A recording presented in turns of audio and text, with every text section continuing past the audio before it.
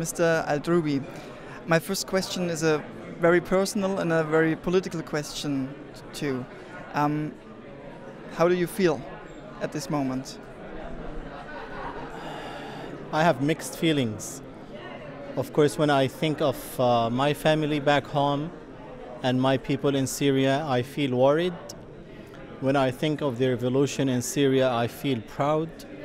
And when I talk and feel about the opportunity that was given to me to talk to intellectuals and politicians in Germany, I feel lucky.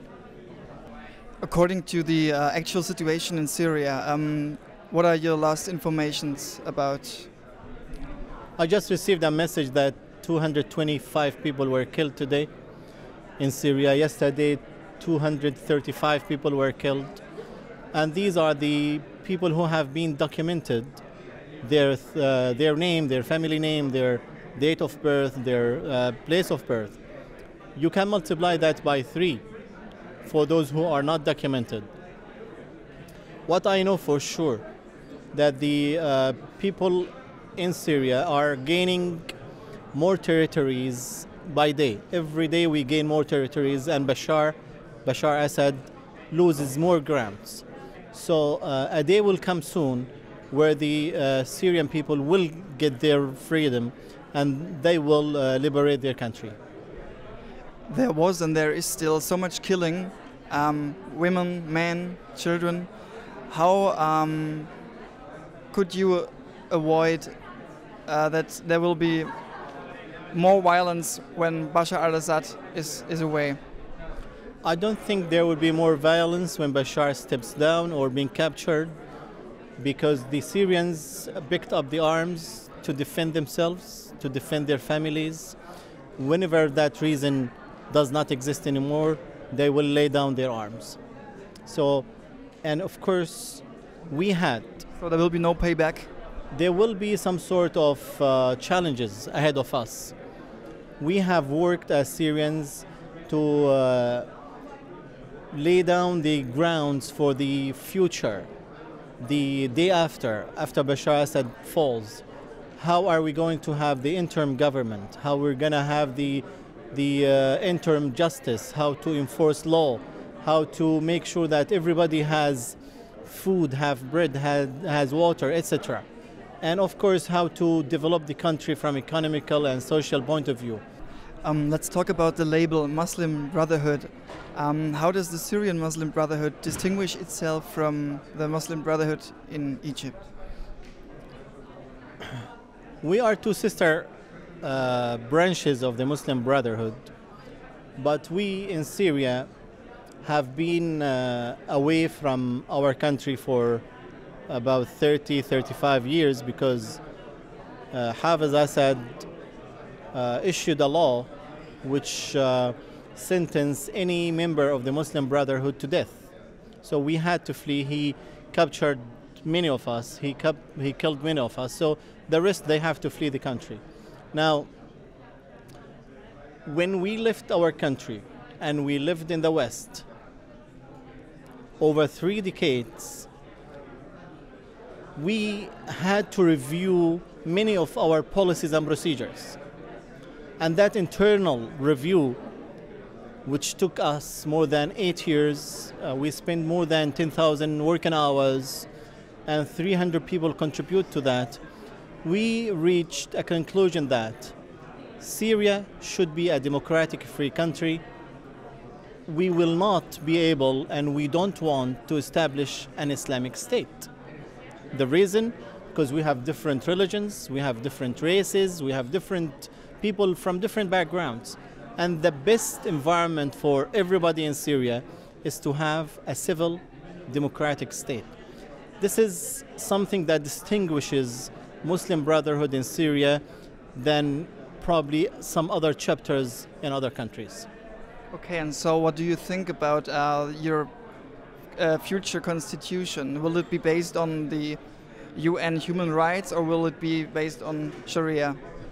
It will be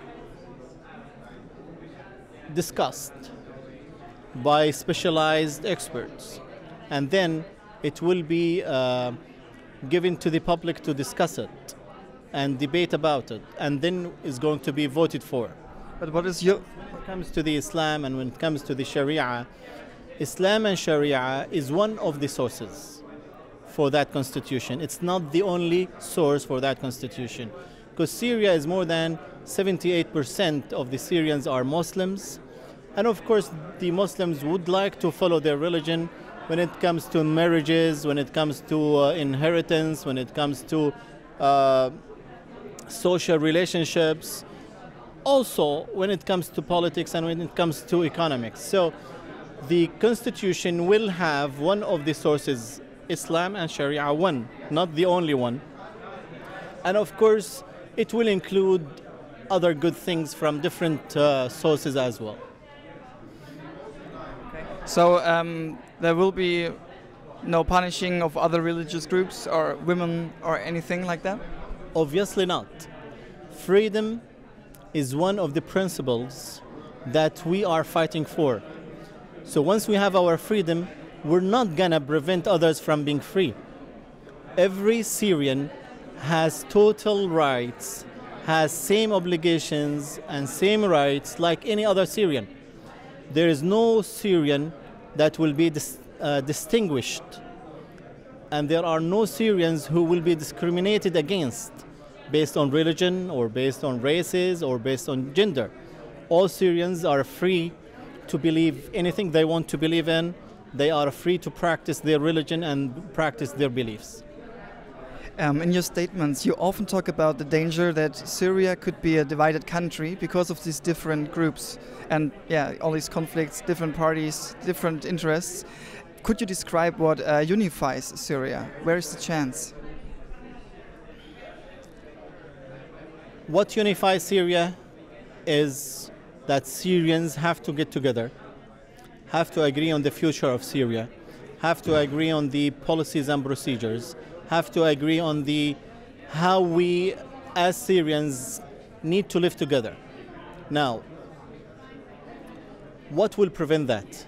You might ask me, why don't you sit together? Why don't you live together? Current situation in Syria, where Bashar Assad is killing people based on mainly sectarian reasons, we are afraid that there might be some retaliation. So what we want the Alawites, that's the group Bashar belongs to, we want them to prove to everybody in Syria that they are part of this parcel, part of the Syrian society. We want them to come to the Syrian revolution. We want them to get rid of Bashar al-Assad, to untie themselves from Bashar al-Assad. And this is only them who can do it. We call upon them to do that, and we call upon them to help the Syrians shape the future of a united Syria. Do you think there will be any movement by Moscow in the next day?